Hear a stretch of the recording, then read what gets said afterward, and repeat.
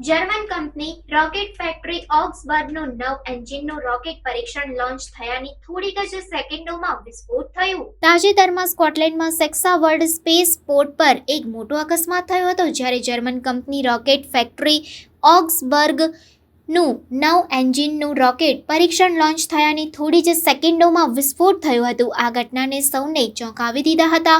રોકેટના નીચેના ભાગમાંથી આગ અને ધુમાડાના મોટા ગોટે નીકળતા જોવા મળ્યા હતા, જેના કારણે આખું રોકેટ આગની જ્વાળાઓમાં લપેટાઈ ગયું હતું। જો કે આ અકસ્માતમાં કોઈને ઈજા થઈ નથી અને લોન્ચ પેડ પણ સુરક્ષિત છે।